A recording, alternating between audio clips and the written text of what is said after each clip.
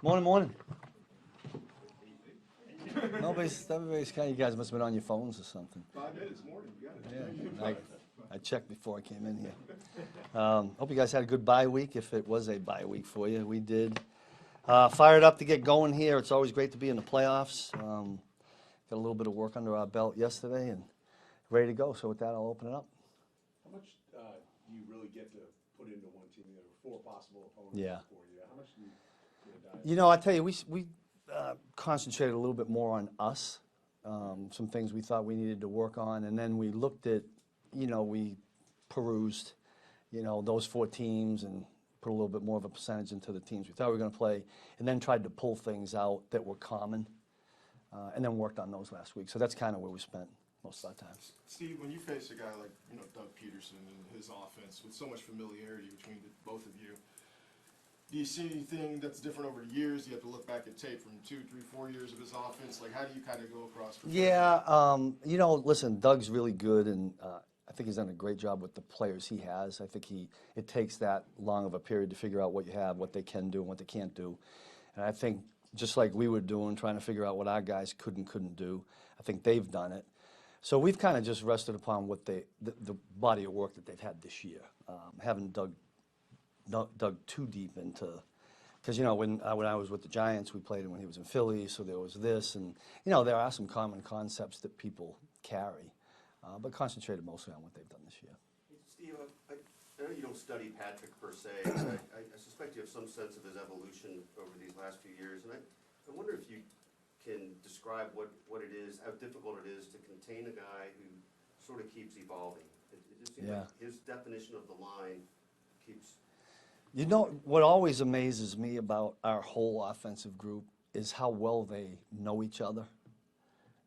It's like Travis knows exactly where what he's going to do, when he scrambles to his right or his left. And, the guys that, obviously Travis has been the one that's been with him the most, but like even Jarek, I just feels like he knows where Pat's going to be. And to me, that's the most amazing thing. How they ever get that done, I'll never know.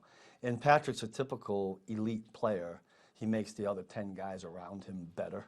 And you see that all the time. You see it in practice. You see it on the field. When I get to watch a couple of plays. Always impressive. I don't know if that helps you with the question you're asking. But do you have some sense of Patrick still being kind of ever-growing, ever-changing? Yeah, I think everybody in the league does that. I've had guys that were in their 15th year that felt like there was something new they learned or were evolving. Whether, you get to that part and then it's evolving into, do I got to keep my weight down because I'm older? How do I handle, treating my body, et cetera, et cetera. So I think I think every year's an evolution year.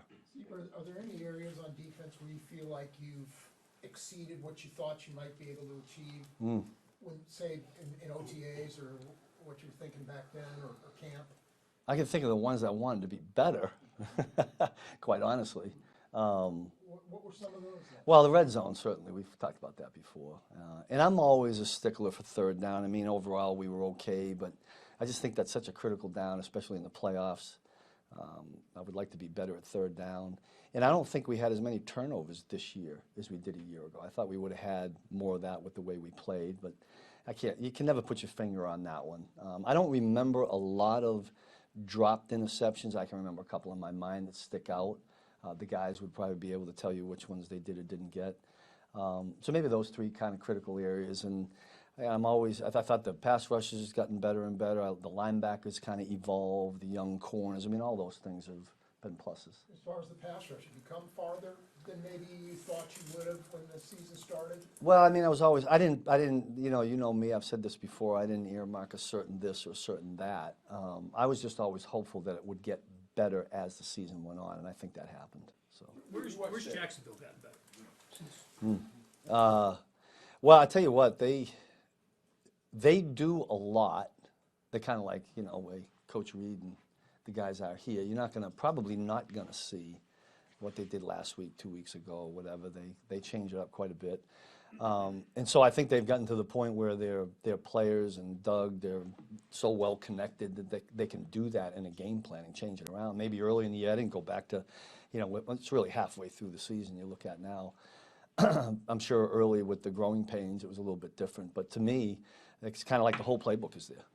You know, they're wide open. And listen, they're that anyway, and we're expecting anything. All fourth down plays, you know, go for it, take chances. We got to be ready for gadgets, anything like that. You guys have relied a lot on rookies this year, maybe more so than other years. What tells you that guys like George and Trent and Jalen are ready for the game to get a little bit? Yeah, I mean, listen, we preach this a lot. I mean, to us, it's an important game. The speed gets faster. Coach Reed's been talking about that all week. But just play the game that you've been playing. You know, I'll talk with him a lot about the balance between, you know, emotions and the mental part of it. Because when you get out of whack one way or the other, you don't play good football. But we'll be educating them, and hopefully they play their best football, just like we need all of them to down the stretch here. Coach, Doug Peterson's going up against, obviously, his mentor, for lack of a better term. You did that in 2011 with the Rams. You know, a lot of questions like who has the advantage, right? Is it Yeah. Andy? Is it the mentor? Like, what did you remember about having been in the room with the guy and then facing him? Yeah, you know what I remember about that game? Because we opened up with him, I think,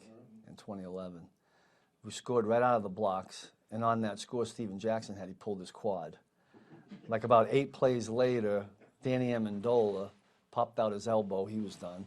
And our best corner, somewhere in the third quarter, Ron Bartel, he got hurt. So we were ahead, and I thought we had a chance to beat, you know, the mentor, right? And all of a sudden it went the other way. That's what I remember. But I think it's always great playing guys that you've worked with, you know, John Harbaugh and, you know, Sean McDermott, all those guys that we kind of compete against, and you were brothers in the room. Is it an advantage or is it maybe Oh, I don't know. you know you? Like, what do you remember? Well, at that, you know, we were a couple of years removed from, you know, it was 06 was the last year with Andy, and then it's 2011. Right. Now, when I was with the Giants, we were going against them, you know, right out of the blocks. But by that point, his team had kind of changed a little bit. It was Michael Vick, I think. It wasn't Donovan McNabb anymore. Like the years are kind of running together. But I don't know. I'm not sure who has the advantage. The team that wins? I don't know.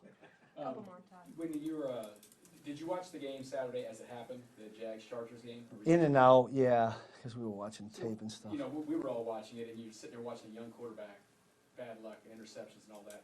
When you see that happening, I mean, what was your surprise level that they got down that much and he had such a bad first half and they were able to come back and do it? What's it say about Trevor to be able to get that? I thought it was amazing. I mean, what the job Doug did, obviously keeping them like that, because it can easily go the other way, especially with a young team in a game like that. And then they kind of chipped their way back, right? They stopped them in the first drive, and then they come right down and score. I'll tell you what I thought was key, and I showed this to the guys this week. I talk about, I think I've said this to everybody here before, to me the four most important series in the game, first and last of each half.